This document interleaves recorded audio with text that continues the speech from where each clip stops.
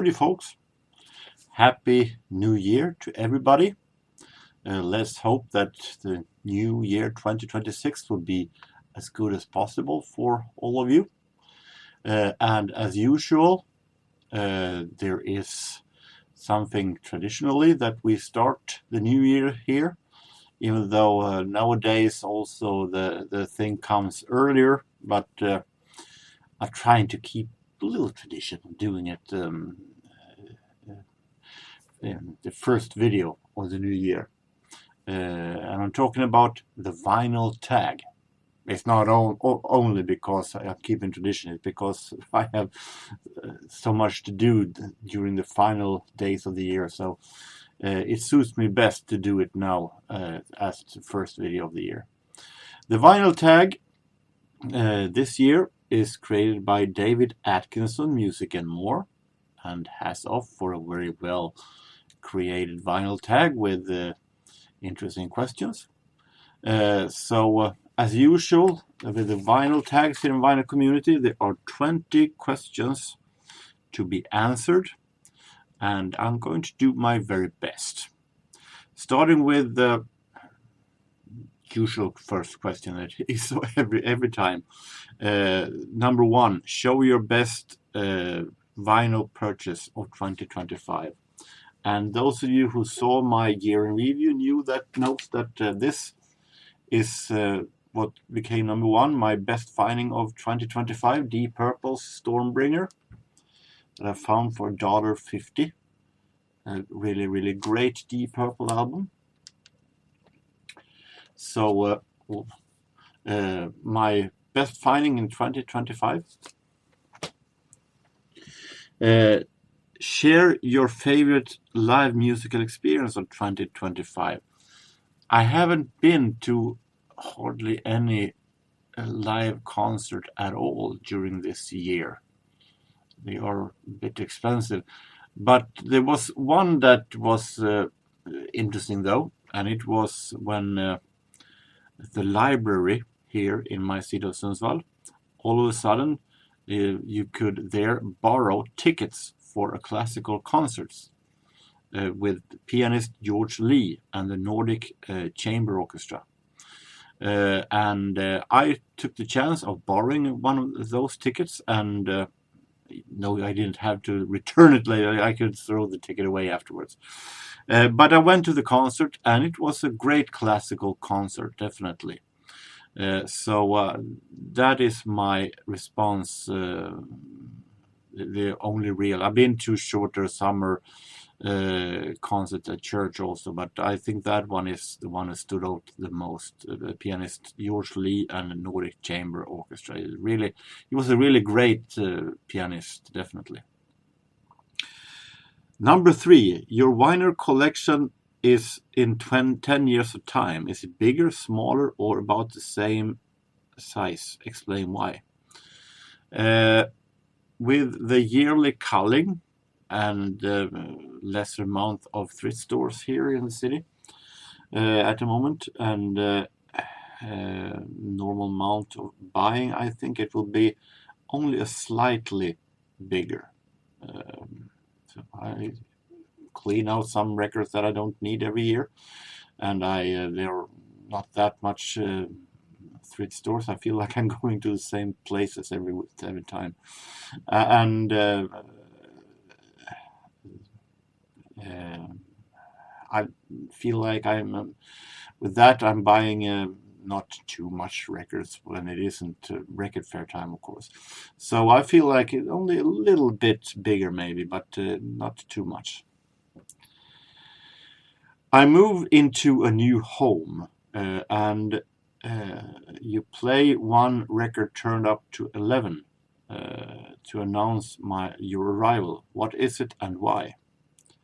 I don't play music loud at all, so that would be pretty much uncharacteristic for me. But if now that is the case, I would choose Charlie Barnett and his orchestra, and I would choose the classic known as Skyliner, here number 11. And that is jazz track that you have heard before here on the channel. I have played air saxophone to it in one maybe a little cringe video that I can link to it in the description area if you want to torture yourself by seeing it. But that track is having some magnificent horns, and those horns would be enough to maybe blow the roof so people hear it. And my neighbors would know that this is something different coming here. Not only those who plays party music on the highest level and so on, you would be hearing jazz music if you're going to hear something. But I normally don't play music that loud, as I said. So it would be not my style actually to do it, but I would choose Charlie Barnett and Skyliner. Show 2 albums, one for your each for your favorite male and favorite female singer. Why these two? My male singer, I choose something Swedish. My favorite singer that I've shown multiple times, Peter Lemark, and his album Närmare gränsen, Closer to the Limit. And I choose it because Peter Lemark is a fantastic lyric writer, composer, and he has a fantastic voice. And this album, the lyrics are very personal and awesome. And I like the sound. It has a fantastic laid-back mood in it. So that is why I'm picking this one. It is a fantastic album I listened to numerous times. So some really personal lyrics that you really can feel the feelings that he has. So amazing album. An amazing artist. For female, I pick a German singer that I also mentioned numerous times before, and that definitely is one of my absolute favorites, Sandra, that became famous for the song Maria Magdalena back in 1985. This is an album called Into a Secret Land. And Sandra, I love her voice. She's gorgeous. But she has a fantastic voice, and she's produced by Michael Creto, also a fantastic producer. And this album is even more... her normal sound is very disco style with a whole lot of atmosphere in it, but this album is even more atmosphere in it. That's why I like it. It's a very, very big, very dreamy sound to a fantastic 80s disco beat, and she has a fantastic and charming voice. So this is one of the best albums I definitely know. We like to have fun here. Show your top 3 soul and dance records. I don't know if it is my top 3, but 3 of my favorites. 3 of the that I feel is some of my absolute favorites. Earth, Wind and Fire. That's the way of the world.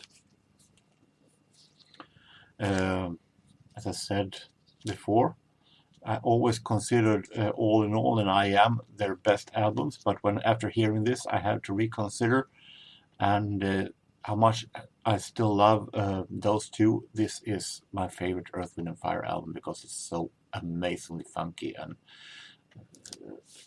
really, really fantastic album. And we have Rufus and Chaka Khan, Master Jam, produced by Quincy Jones in a time when he already was busy producing Michael Jackson's Off the Wall. But my favorite, I loved Rufus, I love Chaka Khan, but this is my favorite album, I think, of all the great albums they made. Such a fantastic produced album, really amazing songs, amazing sound and groove. So, Rufus and Chaka Khan. And as third, I pick this one. This is Shalamar, 3 for Love.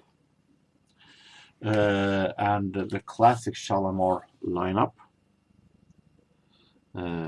Jeffrey Daniels, Jody Watley, and Howard Jute. This is a really, really amazing, smooth, and at the same time funky, and really, really well-made, produced album with so amazing, amazing songs. Make That Move. What a fantastic song that is. So Shalamar, 3 for Love. But it was hard. As you know, soul is one of the genres I listen and buy most. So it was very hard choosing. We have a real stinker. Nominate a track you hate from an album you love. Why the hate? It's not that much of those, but I pick from Dire Straits' Brothers in Arms, an album that I love to death. I think it is definitely my favorite Dire Straits album out of many great. And I only have one thing that I dislike with it: Walk of Life. And why I hate Walk of Life, it is because it is cheesy, it is cringe, it is, and it's very, very, very it doesn't fit the style at all. I think it is I think it is very, very strange. It's all like a Swedish dancing orchestra has come in and started to persuade Dire Straits that, hey, make this song. So Walk of Life on Brothers in Arms, it doesn't fit this album one bit. It's always been an album that is a song that I dislike. Now we have number 8. If you had to pick only one album from each of the last 6 decades, what would it be? So starting with the 60s, that I don't have that much of, but my favorite album of the 60s is Natural, Chicago Transit Authority. Real amazing horns, amazing sound, amazing groove. Such a fantastic, fantastic Chicago album. 69.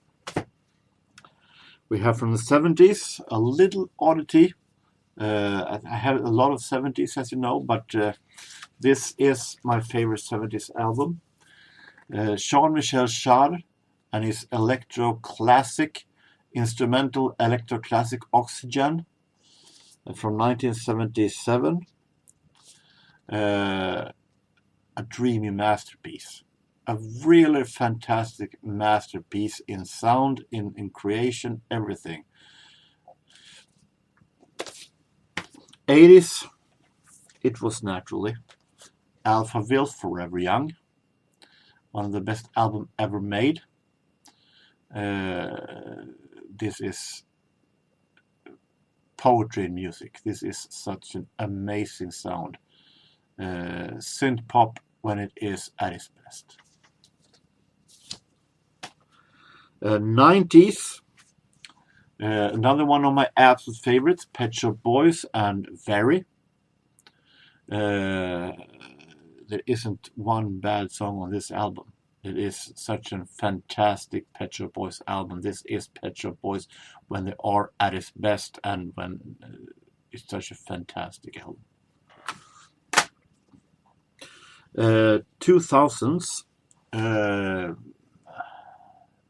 getting harder the more modern we get. I picked REM, Accelerate. This is a little forgotten REM album, but it is a fantastic album with really, really amazing songs and some really fantastic production.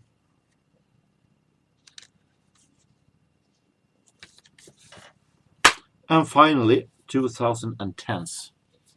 I don't have that much from that decade, but I pick, naturally, I have some of them.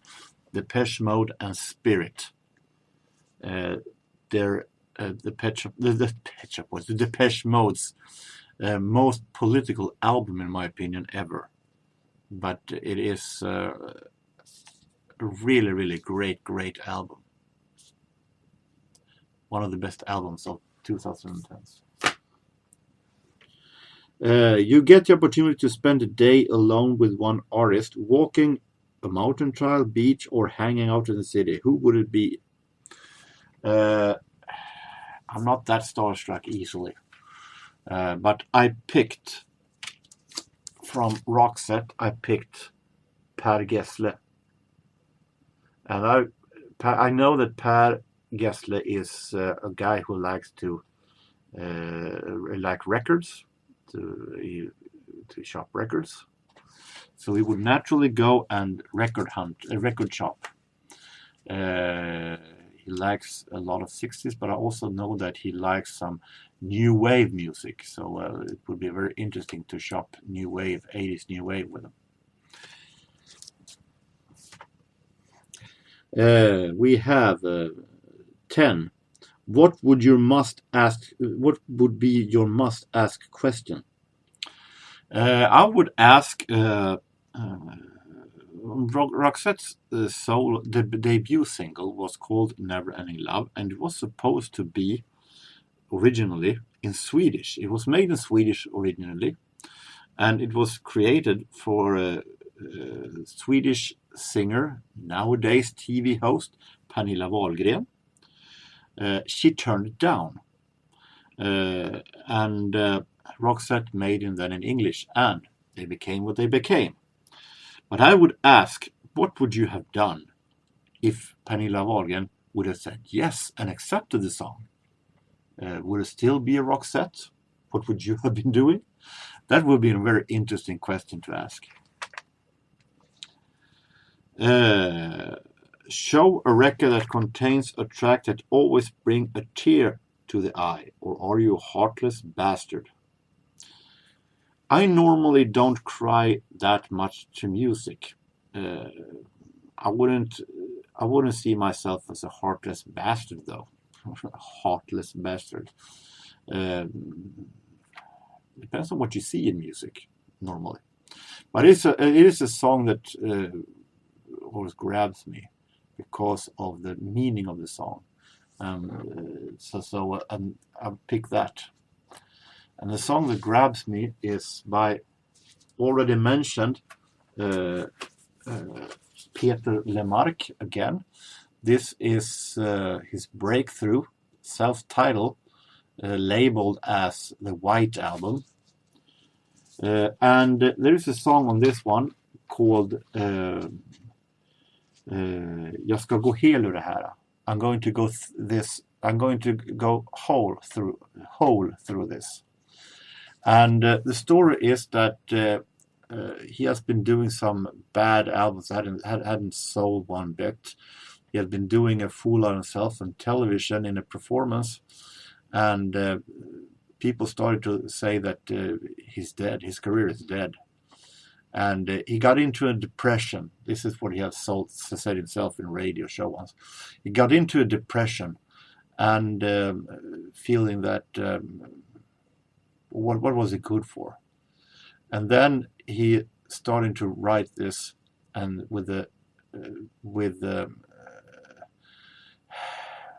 what it felt like that though he feels bad, he's going to get through this hole. And that is something that I feel is very strong when you're having a depression and you think, I'm going to go through this hole. I'm going to go through a hole out of this. Something that I feel is very strong and that to carry with you when you're having a bad day, when you're having a bad time, to think that I'm going to go whole through all of this. So I'm saying this. We have show 3 albums from artists that you tried to love, but you question why you bother. And there's the problem that artists that I don't like, I don't keep. So there are artists I haven't tried to like, but finally I managed.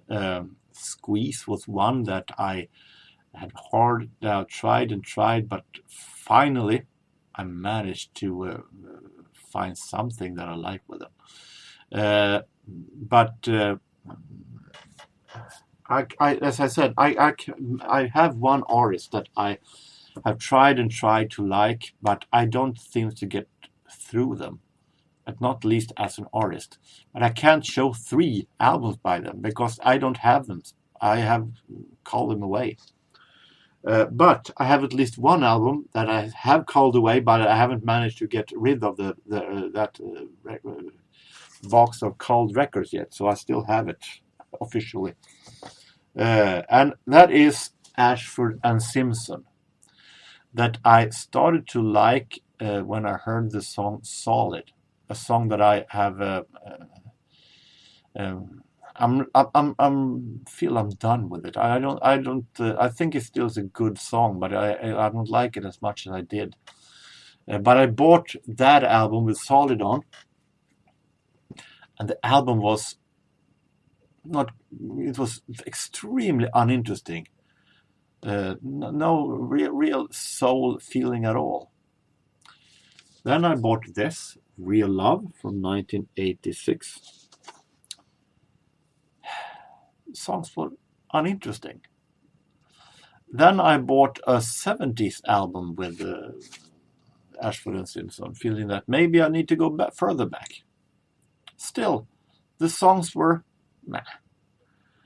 And I know that Ashford and Simpson, as producers, as composers, they've done some really, really great stuff.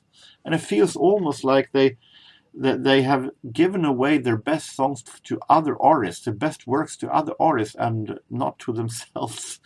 And I have one last chance. I have a compilation that I'm going to go through with Ashford and Simpson. Maybe they're a band that I only need a compilation with.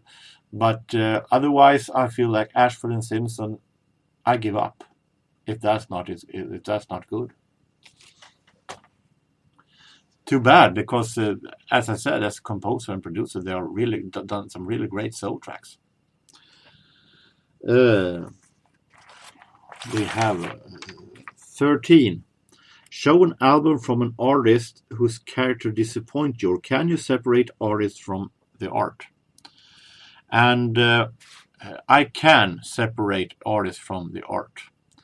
I see it like this, that I've learned and to realize that if I'm going to adjust my taste after artists' different personal bad stuff, I might only like Pat Boone in that case.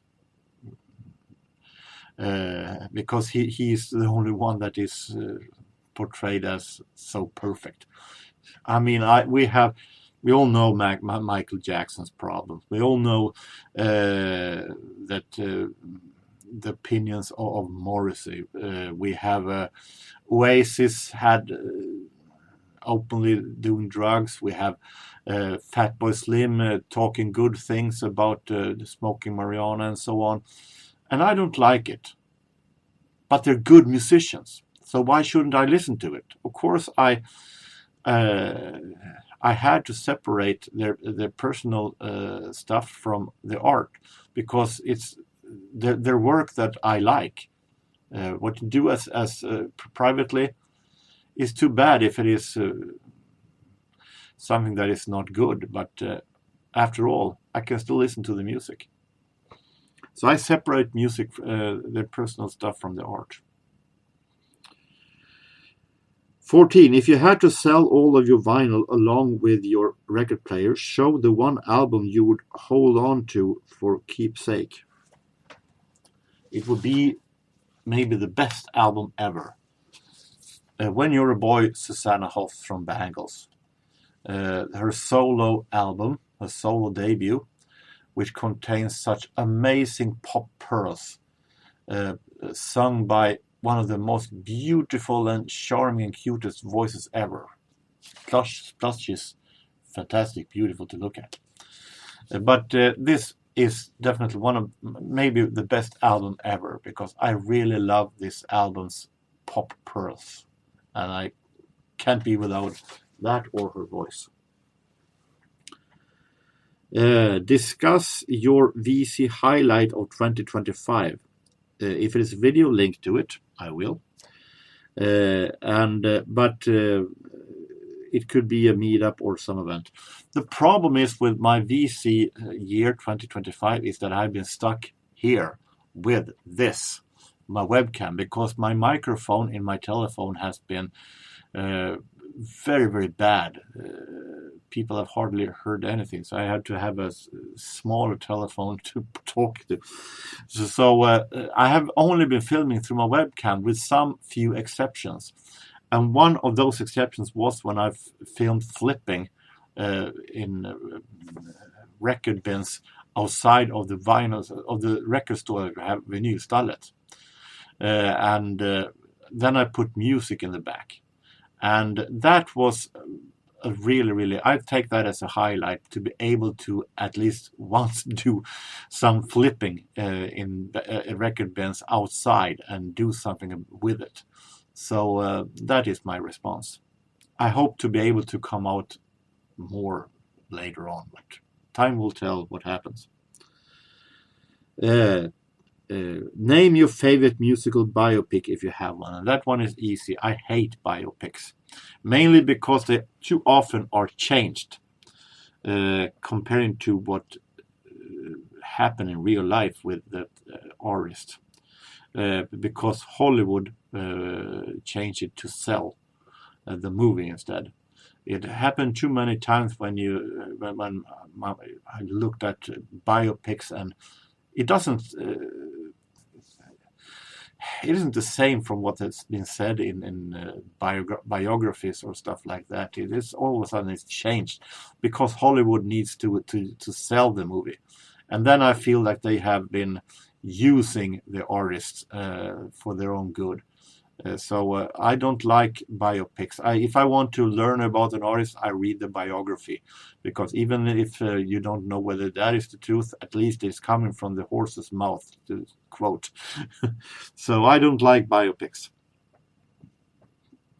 Give 3 reasons why jazz matters and show a favorite album. 1, it swings. 2, it has history. 3, it has some amazing musicians playing their ass off, giving their best. And my proof of that is Miles Davis' Birth of the Cool, originally made for 78, and I have that one also on 78. One of them, I should say. They use the multiple 78. But here is 78 of Move and Buddha from Birth of the Cool. And it also been released on CD named Complete Birth of the Cool, which means that it contains this Birth of the Cool and also the live concert, the live sessions on Royal Roast that this was started at. So Birth of the Cool, a fantastic, smooth, relaxing jazz experience, and it also has fantastic groove, and it is fantastic proof that jazz matters. We have 18. You're an innocent man or woman on death row. They give you one last musical request. What would you ask for?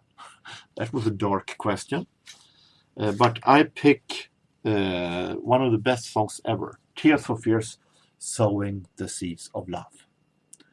If I'm on death row and one last time going to hear something, I would like to hear the masterpiece in production and composition that this actually is.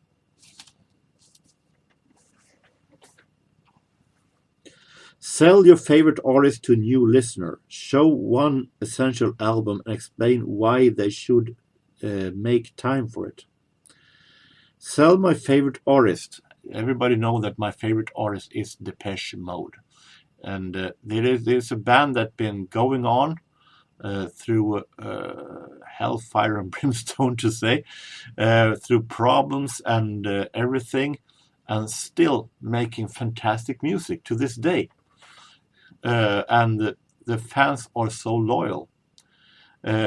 Starting as a regular synth pop band with Vince Clarke, when he quit, they had Alan Wyler and became a much more darker and a real fantastic cornerstone in synth pop, British synth pop, making such fantastic and making hits out of it.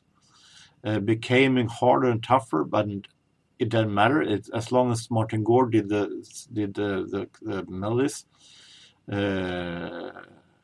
it sounded so fantastic and big and very, very powerful. And we had Dave Gahan's a drug problem that looked like they would break up. They didn't. They came back stronger than ever, and people just moved on, buying their stuff and everything. They can making such a fantastic song still to this date, even though they have been losing one member in death, Andy Fletcher. Now they're a duo, still making great songs, and it is an eternal ongoing machine with fantastic sound, magnificent songs by Martin Gore, and with Dave Gahan's amazing voice. Dark, fantastic synth pop at its finest. And proof of that is Violator, another one of my absolute favorite albums ever. And it is so fantastic productions, fantastic sounds. This is synth pop at its absolute best. And made in 1990, when synth pop should have been pretty much gone. It wasn't. It became a hit, even if other synth pop bands, maybe with exception from Pet Shop Boys and Erasure, had been falling down. So Depeche Mode, my favorite band ever. And